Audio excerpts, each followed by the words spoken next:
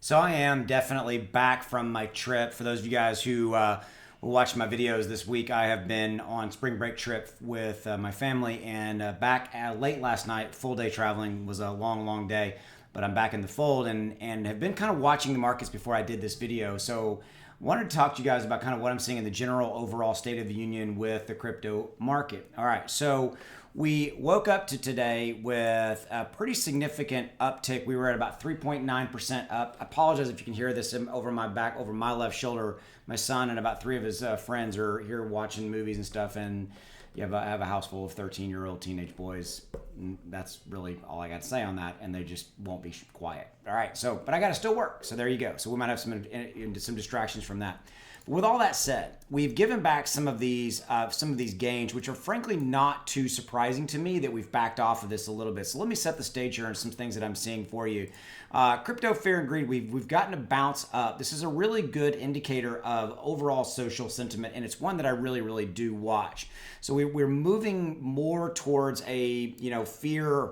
Out of extreme fear and moving more like into this neutral zone. Now, we really have not had a lot change in the last 24 hours per se. The Russia-Ukraine war is still in effect. Obviously, not a lot's happened. I did check kind of the overall state of the union, got it from the financial markets. Again, nothing really new. A lot of the news in how I think about it is really already baked into the number. What I mean by that is that the market has really already digested, if you will, everything that's transpired. Now, if you look at kind of what's going on with Bitcoin and Ethereum, if we're looking at their charts respectively, they were both up about 3% about 4, 5, 6 hours ago and have given those gains back, both holding steady. Bitcoin knocking on 42,000 and Ethereum got to get over that $3,000 mark. But it's really the charts that I want you to look at. So we basically had the Federal Reserve do their thing on Wednesday. We've talked about that. They only raised it up 25 basis points, which was exactly in line with what we expected them to do. They didn't go to 50 basis points. That would have sent us into the majorly red territory, but we did get this move up, okay? So we had this kind of consistent move up. We consolidated real quickly, and you can see kind of where my mouse is, where these charts are, and then we spiked, and now we're consolidating. I don't really mind the consolidation scenario. Consolidation builds consensus. It builds support. Support is what you need long-term to kind of get you ready to go to the next level. All right, so we've got really two scenarios here, 42,000 and 3,000 respectively playing out for Bitcoin, but you can see that the rest of the market is following in suit. But look at the 7-day. The 7-day really tells the story. Again, right here, 7-day, Bitcoin up 8, Ethereum up 15, and if we sort this and look at the top 100, now we've got a flyer here with Zydo, Finance, Thorchain, Aave, Graph, etc., BAT, Avalanche really moving on. So these have been your winners in the last 7 days, but Ethereum is, Ethereum is here, okay? And we always want to look at Ethereum, Bitcoin, things of that nature. Sandbox right up there at 15%, and Ethereum's going to be right in there. In line as well. Now, from the 24-hour standpoint, you can kind of look at it at this scenario. Your biggest gainers in the last 24 hours this is out of the top 100, by the way, the top 100 out there. You got Shiba Inu. It's actually paired back. It was up about 12 to almost 15% earlier this morning, only about 5 or 6 hours ago, give or take. But you've got Cardano waking up.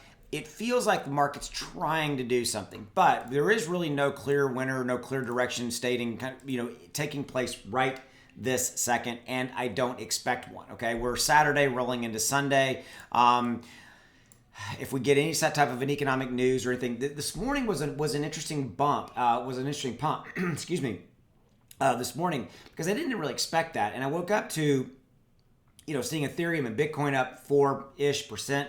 Excuse me, respectively, and not surprising that we've given these back, these gains. Okay, so we've got that situation playing out. Crypto fear and greed index I've told you about. Not a lot of clear direction going on in the overall stock markets, which you guys know. Again, they are tied. Okay, so there's not a lot of bad news coming out right here, right now. So Saturday, Sunday pumps usually tend to be kind of short-lived. In theory, for the most part, and I think you just got not a lot of clear direction right here this second.